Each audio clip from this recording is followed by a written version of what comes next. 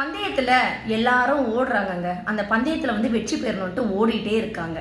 எல்லாரும் ஓடுறாங்க, நம்மளும் கூட சேர்ந்து ஓடுறோம். சரிங்களா? நம்மளோட இலக்கு எது இருக்கலன்னா அங்க போய் வெற்றி அடைகிறதுல தான் நம்மளோட இலக்கு இருக்கணும். அதை விட்டுட்டு அந்த பந்தயத்துல வழி அருகே இருக்கிற நிறைய விஷயங்கள் இருக்கும். வலது பக்கம், இடது பக்கம், அந்த சுத்தி இருக்கிற சைடு அங்கெல்லாம் பார்க்கக்கூடாதுங்க. இலக்கு நேராக ஸ்ட்ரெயிட்டா இருக்கணும். அது நம்ம பார்க்குற இலக்கு நேரா இருக்கணும். அப்படி நம்ம வழி அருகிலெல்லாம் என்னென்ன இருக்கும் தெரியுங்களா? பலவிதமான விஷயங்கள் இருக்கும். இப்போ கர்த்தருடைய வார்த்தை, அவருடைய அந்த ஊழிய பாதையில நம்ம போனோம் அப்படின்னாக்கா அவரை மட்டும்தான் நம்ம பார்க்கணும். சுற்றி இருக்கிற நிறைய இச்சைகள் இருக்கும், அதெல்லாம் நம்ம பார்க்கக்கூடாது. நம்ம ஓடுறப்போ நிறைய விஷயங்கள் இருக்கும். ஆபாசங்கள் இருக்கும், அசிங்கமான வார்த்தைகள் இருக்கும், பெருமை இருக்கும், வீண் பேச்சு இருக்கும், தற்பெருமை இருக்கும். இந்த மாதிரிலாம் வழி அருகில் நிறைய விஷயங்கள் இருக்கும். இதில் ஒரு விஷயத்தை நம்ம பார்த்துட்டோன்னு வச்சுக்கோங்களேன், அங்கே விழுந்துருவோம். அப்போ நம்மளோட இலக்கு பார்த்தீங்கன்னா கர்த்தரை நோக்கி இருக்காது. நம்மளுடைய கர்த்தருடைய முகத்தை பார்த்து நம்ம அந்த வார்த்தையை பிடிச்சிட்டு அந்த வார்த்தையிலே ஓடணும்னாக்கா அவர்கிட்ட அந்த ஜீவ கிரீடத்தை நம்ம பெற்றுக்கொள்வோங்க. இலக்கை நோக்கி ஓடணும். வலது இடதுன்னா அங்கே இங்கன்னு நம்ம திரும்பக்கூடாதுங்க.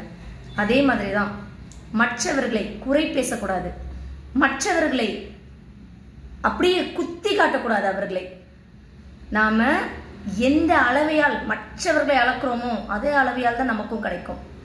மற்றவர்களை குத்தி காட்டி, மற்றவர்களை கேவலப்படுத்தி, மற்றவர்களை குறை சொல்லி நாம செய்யற பாவம் நமக்கு தெரியாம இருக்கும்.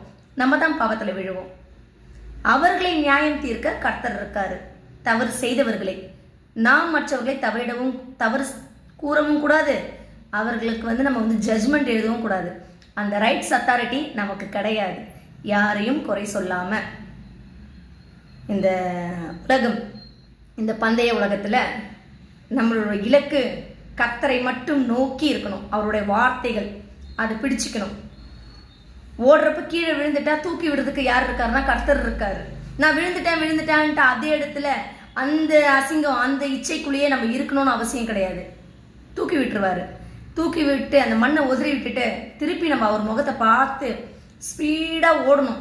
அவரை நோக்கியே ஓடணும். அப்போ நமக்கு அந்த ஜீவ கிரீடங்க. எந்த மனுஷனும் எந்த ஒரு மனுஷனையும் காயப்படுத்தி, அவமானப்படுத்தி, அவங்க கிட்ட இருந்து ஏதாவது ஒரு குறையை சொல்லி அதுல ஒரு ஆனந்தம் இருக்குங்க. எல்லாருமே நம்மளை போல் ஒருவர்கள் தான். நேசித்து அன்பு செய்து வாழுங்க.